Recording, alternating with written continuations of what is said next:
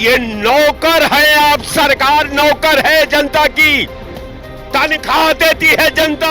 कि इनके पास कुछ भी संभव है। जब मिथाइल से आप ये चला रहे हैं, पेट्रोल की जगह हो तो गौमूत्र से कुछ भी चलने लगेगा, गौमूत्र से भी कोई काम होने लगेगा। और जिस उत्तर प्रदेश में शक्ति वाला प्रशासन है, उसी उत्तर प्रदेश में एक दरोगा के साथ मारपीट की जाती है, उसका गला कसा जाता है। इस बार इतना समझिए, बीजेपी के लिए राह इतना आसान नहीं है। समाजवादी पार्टी के मुखिया जो अभी हैं इस टाइम राष्ट्रीय अध्यक्ष जी, जिनकी नाक टेढ़ी अकल टेढ़ी है, किया नहीं। तो ये बीजेपी की सरकार जहाँ भी है तो वहाँ कानून व्यवस्था जो है चुस्त रहेगी। नमस्कार, आप देख रहे हैं आगाज टाइम और मैं आपके साथ मिताली वर्मा। आपको बता दें कि उत्तर प्रदेश में जिस तरीके से चुनाव बहुत नज़दीक आ रहे हैं, हम आम जनता से उनकी राय जानेंगे कि 2027 में किस तरह का सत्ता परिवर्तन वो चाहते हैं और क्या कुछ होने वाला है। क्या कहना चाहेंगे? देखिए, सत्ता परिवर्तन की तो ये हमारी परंपरा है। लोकतंत्र में सत्ता परिवर्तन समाज का जो है एक पर्याय है, और परिवर्तन ही में देश का अतीत से लेकर के हम वर्तमान तक का निर्माण करते हैं। रह गया सवाल कि साहब, सत्ता परिवर्तन व्हाट इज द रीजन? भाई, सत्ता का परिवर्तन क्यों जरूरी है? कारण ये है कि सत्ता जो देश के लोकतंत्र के पटल पर जब सत्ता बनने से पहले, जन समर्थन पाने से पहले जो कमिटमेंट आवाम के साथ, प्रदेश के साथ किया था, वो कमिटमेंट का 1/4 भी पूरा नहीं कर पाया। हम गुजरात मॉडल देंगे, हम बुलेट ट्रेन देंगे, हम हर खाते को 15 लाख रुपया देंगे, हम हाईटेक शिक्षा देंगे। चुनावी वादे हैं सिर्फ जी। अब सबसे जब चुनावी वादा जब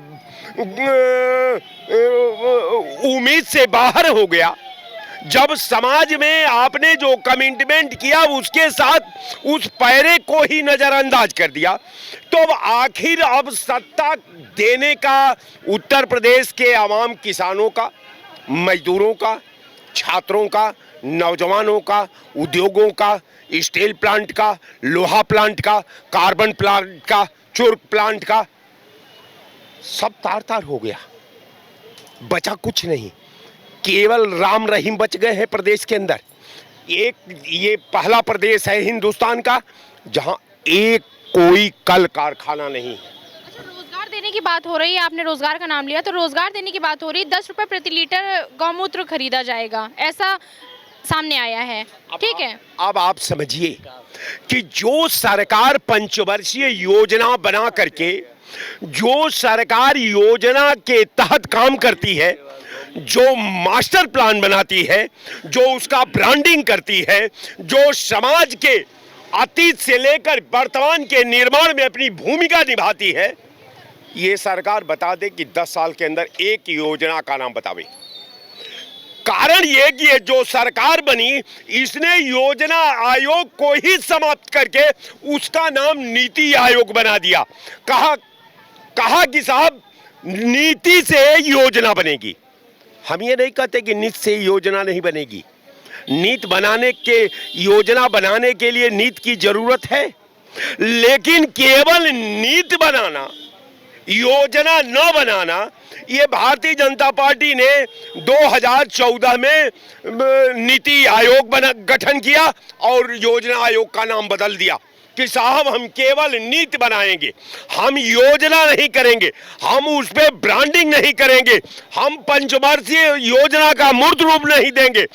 पहले सरकार आती थी तो हर चुनाव में कहती थी कि जो हमने जनता को कमिटमेंट किया है, चाहे वो ऊर्जा के क्षेत्र में, लोहा के क्षेत्र में, इस्पात के क्षेत्र में, शिक्षा के क्षेत्र में, उद्योग के क्षेत्र में, नौकरी के क्षेत्र में, सिस्टम के क्षेत्र में, लॉ एंड ऑर्डर के क्षेत्र में, संविधान के का जो कमिटमेंट हमने किया है, निश्चित तौर पर हम अपने पंचवर्षीय योजना के तहत 5 साल में हमने अमुक योजना को पूर्ण कर लिया है, जिसका जो चाहे हमारी सारी योजनाओं का सत्यापन करके वो देख सकता है। लेकिन सरकार को चुनाव आ गया, 6 महीना चुनाव सर पर है। हम तो कहते हैं कि आप श्वेत पत्र जारी कर दीजिए अपने विकास का डाटा का, कि आपने उत्तर प्रदेश के अंदर कितना स्टील प्लांट बैठाया है, आपने कितना कार्बन प्लांट बैठाया, आपने कितना लोहा प्लांट बैठाया, आपने कितना चुर्क प्लांट बैठाया, आपने कितना शिक्षा प्लांट को हाईटेक किया, आपने गरीबों के हित में क्या किया, आपने छात्रों के हित में क्या किया, आपने किसानों के हित में क्या किया, महिलाओं के हित में क्या किया, और महिलाओं के असमत के बारे में जो निरंतर लूटी जा रही है आपकी सरकार में, अब विशेषकर आपके द्वारा, इसके बारे में आपने क्या क्या किया है, ये देश की आवाम आपसे जानना चाहती है। क्योंकि देश के आप मान कर चलिए कि आप राजा नहीं है, ये नौकर है, आप सरकार नौकर है जनता की, तनख्वाह देती है जनता, चाहे वो मुख्यमंत्री हो, गवर्नर हो, एक सिपाही हो, एक चपरासी हो, आईएएस हो, आईपीएस हो, पीसीएस हो, पीपीएस हो, तो आप ये राजा मत मान लीजिए। गठबंधन की सरकार 2027 में एक बार फिर से बीजेपी को जीत दिलाएगी? बीजेपी लड़ाई में नहीं है, बीजेपी केवल दारुन सभा के ठीहे पर है। आप किसी भी गांव में चलिए, आप 100 आदमी से सर्वे कर लीजिए, डिबेट कर लीजिए, अगर 5 आदमी आपके डिबेट पर भाजपा की तरफ से खड़ा होने वाला मिल गया तो फिर हमको बताइएगा। कारण यह है कि भाजपा का तरफ जो बोलने वाला है ये संविधान का हित कर नहीं है, ये आवाम का हित कर नहीं है, ये छात्रों का हित कर नहीं है, ये सिस्टम का हित कर नहीं है, ये केवल देश को बर्बाद करने वाले लोग हैं जो भाजपा की बात करते हैं। कि आपने देखा कि जिस तरीके से स्टील प्लांट की बात हो रही है, कहीं ना कहीं कि कोई भी नए काम नहीं हुए हैं, और कहीं ना कहीं 10 रुपये प्रति लीटर से गौमूत्र खरीद के एक व्यापार, जिस तरीके से व्यापार को बढ़ाने की बात हो रही है कहीं ना कहीं, तो उसको आप किस तरीके से देख रहे हैं? देखिए, इनके पास कुछ भी संभव है। जब मिथाइल से आप ये चला रहे हैं, पेट्रोल की जगह हो, तो गौमूत्र से कुछ भी चलने लगेगा, गौमूत्र से भी कोई काम होने लगेगा। आप जो देवरिया का और बैतालपुर का चीनी मिल है, उसको इन्होंने बोला था कि हम आम सरकार में आते चालू कर देंगे, वो आज तक चालू नहीं हुआ। किया, सही बोल रहे हैं राय साहब, किया क्या है इन्होंने? केवल लोगों के खातों में पैसा दे करके वोट बटोर लेना, इससे तो सरकार नहीं चलती है ना। पैसों की बात करी है तो कहीं ना कहीं सियासत में बयानबाजी तेज हो गई है। अखिलेश यादव कहते हैं कि हम 40,000 रुपये सालाना महिलाओं को देंगे, और वहीं हमारे मुख्यमंत्री कहते हैं कि हम देंगे 50,000 रुपये 3 किस्तों में, जिससे महिलाएं रोजगार कर सकें, आगे बढ़ सकें, आत्मनिर्भर बन सकें। तो उसको किस तरीके से देंगे? ये आत्मनिर्भर बनाने का तरीका नहीं है, ये भिखारी बनाने का तरीका है। आप किसी को अनाज दे दीजिए, गेहूं दे दीजिए, चावल दे दीजिए, पैसा दे दीजिए, तो भिखारी बन गया ना, वो तो काम धाम नहीं करेगा।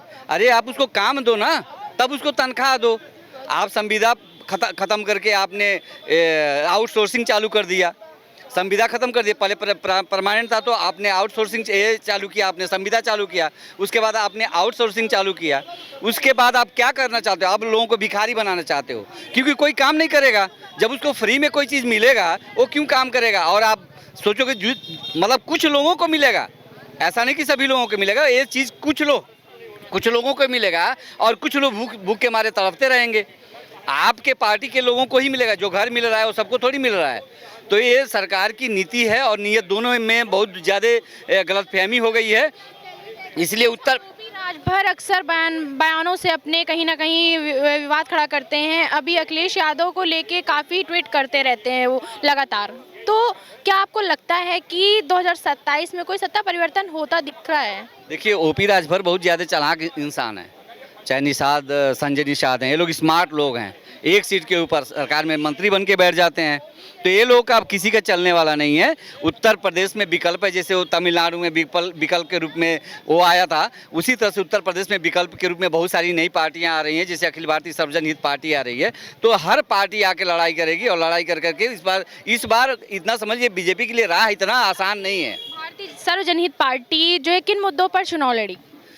जात पात सबसे बड़ा मुद्दा है। जात पात की करो विदाई, आपस में हम भाई भाई। और आरक्षण आर्थिक आधार पे आरक्षण दीजिए ताकि गरीबों को फायदा मिल सके। वो जो धनी लोग IAS PCS बने हुए हैं, राजा बने, उनको आरक्षण क्यों, गरीब को क्यों नहीं? तो आर्थिक समाज कहीं ना कहीं बहुत आहत हुआ है इस बार। नहीं, सौर समाज नहीं, दलित, मजलूम, गरीब, शोषित, वंचित, ब्राह्मण, क्षत्रिय, सारे लोग तो इसमें जा रहे हैं। जितने छात्र थे दिल्ली में जो ये हुआ था, प्रोटेक्शन हुआ था नीट के ऊपर, ये बताइए उसमें केवल ब्राह्मण क्षत्रिय थे? सारे जाति के लोग थे ना। तो सब यही चाह रहे थे कि आर्थिक आधार पे आरक्षण हो, क्योंकि आर्थिक आधार पे होगा आरक्षण तो सबको उसका लाभ मिलेगा। जो राजा महाराजा हैं, धर्मेंद्र प्रधान को क्यों चाहिए?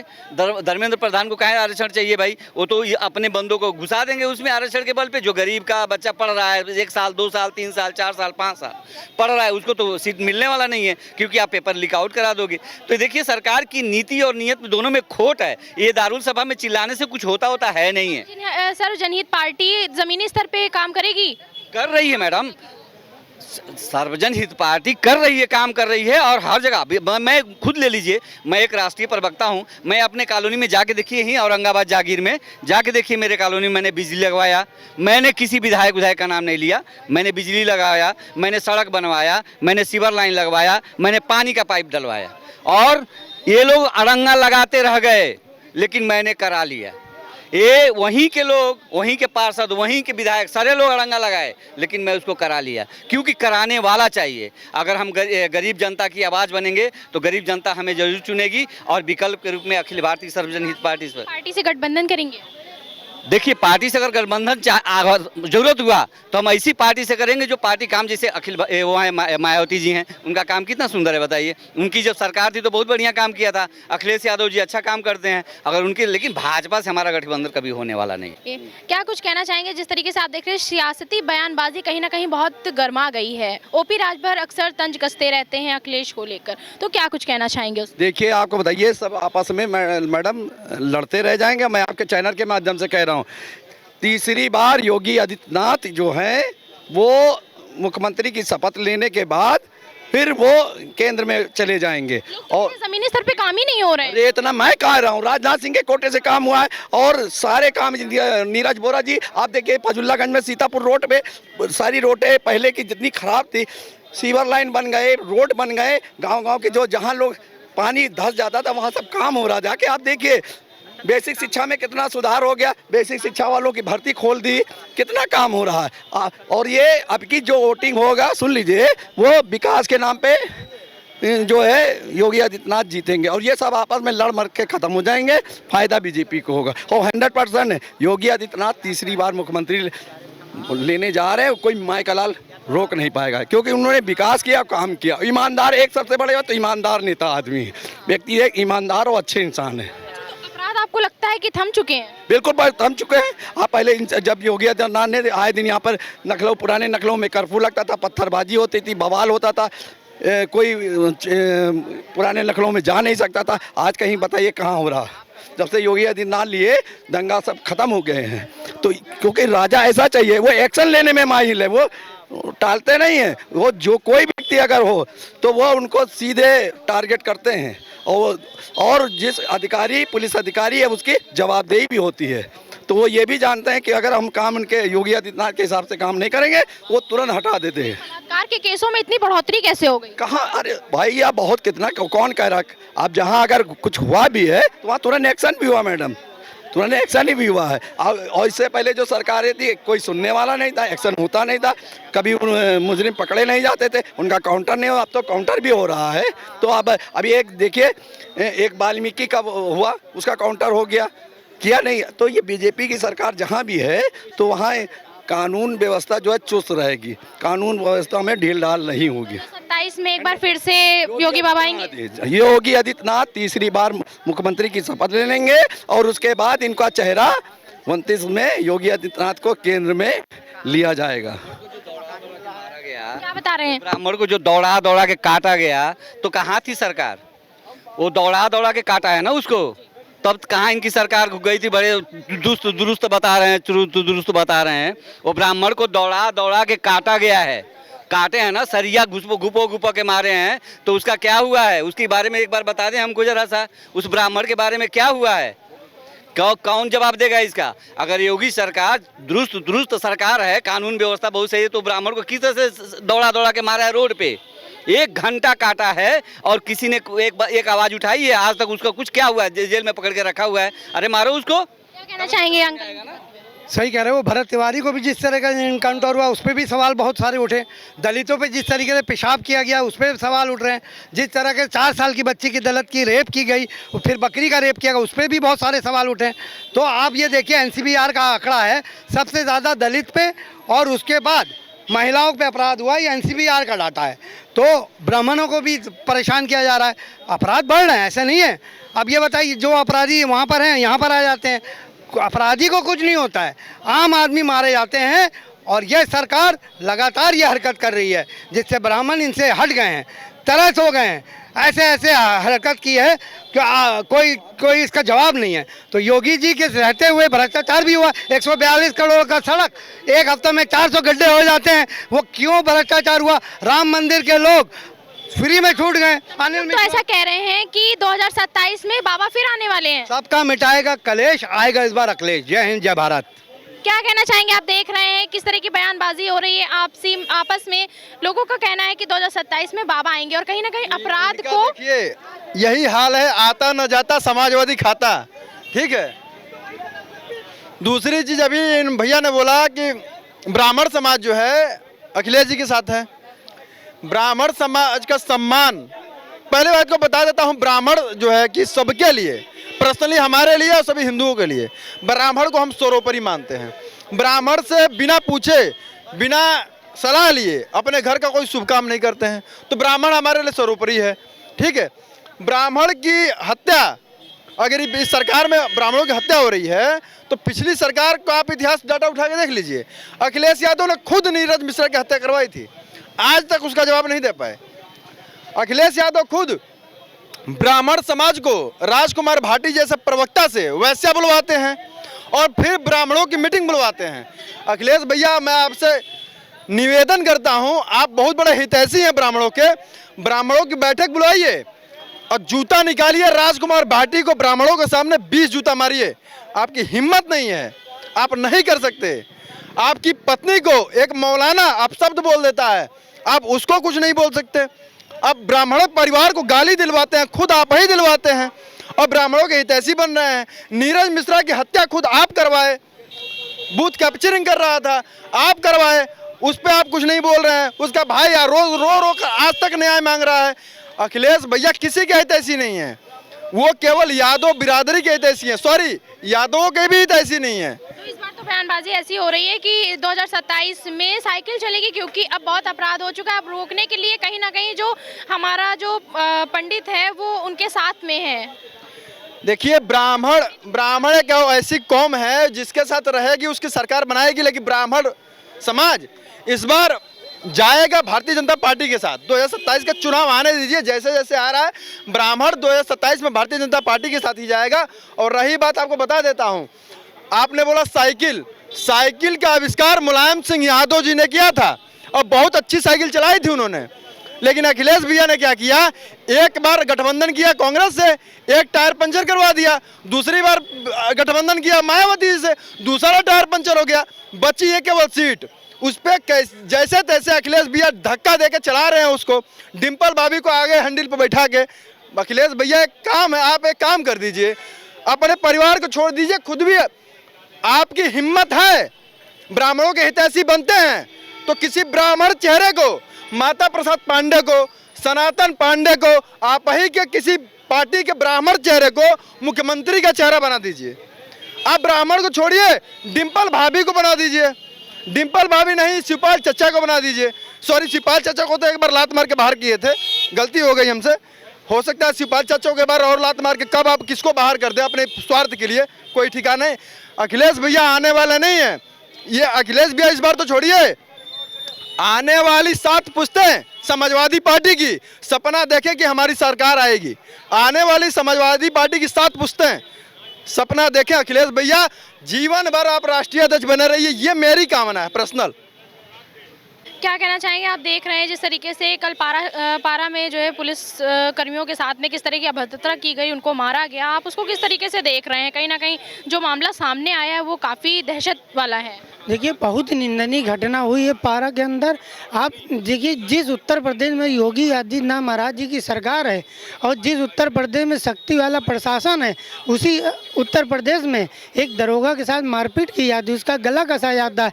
ये कहाँ का न्याय है? और मैं चाहता हूँ ऐसे व्यक्ति का इनकाउंटर होना चाहिए और जो उस क्षेत्र में जितने भी गद्दी लोग हैं इनकी सबकी जाँच होनी चाहिए और इनके ऊपर NSA लगा के कार्रवाई करके जेल भेजना चाहिए, क्योंकि जितना नगर निगम प्रशासन वहाँ पे कार्य कर रहा है उनके साथ मारपीट की गई और उनकी भैंसी जब्त भी की गई। इसने कार्रवाई अब शुरू हुई, महापौर जी ने एक्शन लिया ना, एक्शन लिया के ऊपर बुलडोजर कार्रवाई हो, वो जरूर कहीं ना कहीं उसमें माफिया का संरक्षण, अपराधी संरक्षण प्राप्त है, उनका इनकाउंटर होना चाहिए और बुलडोजर चलना चाहिए। पहली चीज़, वहाँ पे इतना नरक मचा, अगर कोई थाना जाना चाहे पारा का तो वहाँ थाने नहीं जा सकता है, पूरी सड़क में गंदगी फैली हुई है और वहाँ पे इनका एक दबदबा रहता है। कुछ भूमि माफिया जो क्षेत्र में रहते हैं उनकी सब ये लोग गार करते हैं और इनको तुरंत से तुरंत पुलिस को एक्शन ले, बुलडोजर प्रशासन बुलडोजर चलाए।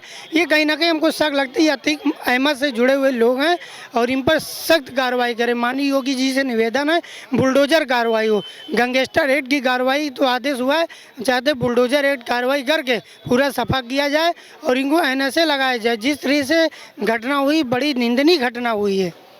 क्या कहना चाहेंगे, 2027 विधानसभा चुनाव बहुत ही नज़दीक है, उसको लेकर सरगर्मी मची हुई है, आप देख रहे हैं कितना अफरा तफरी का माहौल है, चारों तरफ जिस तरह की बयानबाजी हो रही है उसको आप किस तरीके से देखें? देखिए, बयानबाजी को ना देखिए, काम को देखिए। हाईवे बना, हाईवे ढहा गया, स्कूल बंद हो गए, खराब खाना परोसा जा रहा है और दूसरी बात पर्यावरण इंडेक्स देख लीजिए, एयर पोल्यूशन देख लीजिए, नदियों में कितना जो है प्रदूषित पानी फेंका जाता है। क्या कहना चाहेंगे, जिस तरीके से आप देख रहे हैं कि बयानबाजी तेज हो गई, कहीं ना कहीं OP राजभर अखिलेश यादव को लेके हमेशा तंज कसते रहते हैं, तो उसको आप किस तरीके से देख रहे हैं? देखिए, OP राजभर हों या आदरणीय अखिलेश यादव जी हों, OP राजभर कभी बीजेपी में चले जाते हैं तो कभी सपा में चले जाते हैं। ये जैसे थाली के बैगन हैं, उनका कोई भरोसा नहीं है, उनका जहां फायदा नजर आएगा वहां जाएंगे। अखिलेश यादव जी को चिकित्सा, शिक्षा, स्वास्थ्य, रोजगार, सुरक्षा पर जो है बात करनी चाहिए और सरकार से मांग करनी चाहिए कि भारतीय जनता पार्टी की सरकार में, रामराज की सरकार में लोग सुरक्षित नहीं हैं, बेरोजगारी बढ़ रही है, महंगाई बढ़ रही है और भ्रष्टाचार बढ़ रहा है। चाहे एक्सप्रेसवे जो है धंस रहा हो और चाहे जो है वो कौन सा और कानपुर लखनऊ एक्सप्रेसवे और एक और दिल्ली की तरफ कोई गया हो वो भी धंस रहा। तो अब सोच लीजिए कि 4-5 हज़ार करोड़ रुपया से जो एक्सप्रेसवे बनाया गया वो धंस रहा, तो इसकी जिम्मेदारी क्यों नहीं भारतीय जनता पार्टी लेती? ये तो भ्रष्टाचारियों, अपराधियों की सरकार हो गई है। अब जनता त्रस्त है और ऊपर से जेनजी और जेनजी अल्फा भी परेशान है कि स्कूलों में पढ़ाई सही नहीं हो रही है, शिक्षक नहीं आ रहे हैं, स्कूल टपक रहा है और उनको परेशानी हो रही, तो मांग कर रहे हैं। तो इनको जो है क्या कहा जा रहा है, दिमागी नक्सली। अब बताइए, दिमागी नक्सली वो बच्चे हैं जो बच्चे जो है अपने अधिकार के लिए या अपने पढ़ाई के लिए मांग करते हैं, तो वो दिमागी नक्सली हैं। तो ये भारत के प्रधानमंत्री जी को सोचना चाहिए। ये लोग काम करना नहीं चाहते, जनता को सुविधाएं देना नहीं चाहते, केवल वोट लेकर सत्ता पे बने रहना चाहते हैं। ये लोग देशभक्त नहीं हैं, ये लोग देशद्रोही एक तरह से हैं। जनता के जो बच्चे हैं उनमें भगत सिंह और खुदीराम बोस की आत्मा आ गई है। वो लोग अपने अधिकारों की मांग करते हैं। जिस तरह से भगत सिंह और खुदीराम बोस अंग्रेजों को भगाए, उसी तरह से भारतीय जनता पार्टी के अन्यायी अत्याचारी सरकार को यही जेनजी अल्फा बच्चे भगाएंगे। पारा में जो केस हुआ है, आप देख रहे हैं पुलिस वालों के साथ किस तरह की बर्बरता करी गई, उसको किस तरीके से देख रहे हैं और क्या कुछ कहना चाहेंगे सरकार को लेकर? जो भी गलत है उसको हम प्रश्रय नहीं देते, न उसका सहयोग करते हैं, लेकिन सरकार को भी सोचना चाहिए कि कोई व्यक्ति, मान लीजिए कोई व्यक्ति आनंद नगर में भैंस पालन किया और आनंद नगर निगम के बीच में आ गया, तो आनंद नगर से वो चला गया बुद्धेश्वर, वहां भैंस पालने के लिए जमीन खरीदा 10 बिस्वा 5 बिस्वा। समाजवादी पार्टी के मुखिया जो अभी हैं इस टाइम राष्ट्रीय अध्यक्ष जी, जिनकी नाक टेढ़ी अकल टेढ़ी है, वो आज के सफाई के चुनाव में, जब वो मुख्यमंत्री थे तो वहाँ पे कटरीना कैफ को, सलमान खान को नचवा रहे थे। वो क्या था? कल की जो जो पारा की जो घटना हुई है उसको किस तरीके से देख रहे हैं? हम कह रहे घटना तो अनेक होती रही। यहाँ पे आप जहाँ खड़ी हैं यहाँ पे तो इंस्पेक्टर को बोनट पे बांध के ले जाया था, वो घटना नहीं थी क्या? या इनके सपा के मंत्री गायत्री प्रजापति थे, माँ बेटी को रेप करते थे, अखिलेश जी अपने सरकारी आवास पे छुपाए थे। चुनाव से 3 महीना पहले अपने आवास से गिरफ्तारी करवाए। बलात्कार तो अभी भी हो रहे हैं ना? तो हाँ, कार्रवाई नहीं हो रही है। नवाब यादव के ऊपर अभी सजा नहीं हुई, इनको हो रही है। घटना तो अनेक, ये भारत है, कोई सरकार चाहे भाजपा हो चाहे कांग्रेस हो चाहे सपा, कोई उतार नहीं सकती। आपको अपने पंच पे काम करना चाहिए बस। मैडम जी आइए, आप पारा और बुधेश्वरन की बात कर रही थी, मुद्दे पे आइए। वहाँ जो है जब वहाँ गया इंसान और लेके 2-4 बिस्वा और भैंस पालने लगा तो फिर नगर निगम वहाँ पहुँच गया, तो नगर निगम की जो है सीमा जब बढ़ती है तो उनको किसी नॉर्मल रुपए पे जमीन कहीं दूर दीजिए तब न जाएंगे। और बांग्लादेशी उनको बोला जा रहा है।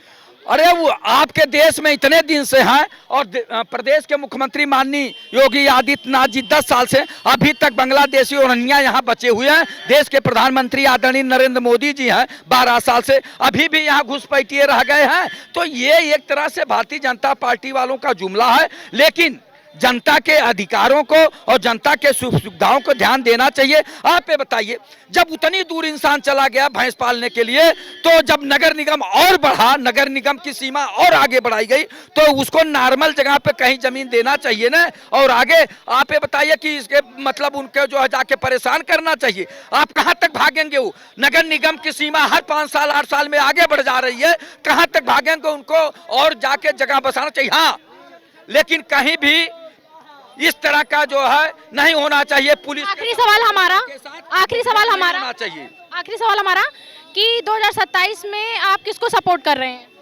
देखिए, किसान परेशान, नौजवान परेशान, छात्र परेशान, बेरोजगार परेशान, ऊपर से महंगाई और भ्रष्टाचार से जनता परेशान है। हम लोग समाजवादी पार्टी और इंडिया गठबंधन को समर्थन देंगे, समाजवादी पार्टी की सरकार बनाएंगे। जैसा कि आपने देखा कि हमारी मौजूदगी आम जनता के बीच थी। आम जनता की तरह तरह की राय है कि 2027 में एक बार हैट्रिक लगेगी और फिर से योगी बाबा की सरकार बनेगी। और कहीं ना कहीं जिस तरीके से बढ़ते अपराधों की बात करी जाए तो तमाम लोगों का कहना है कि अपराध पहले के मुताबिक अब बहुत कम हो गए हैं। अपराध पहले भी होते थे, अपराध अब भी हो रहे हैं, बस फर्क इतना है कि पहले सजा नहीं मिलती थी और अब सजा मिलती है।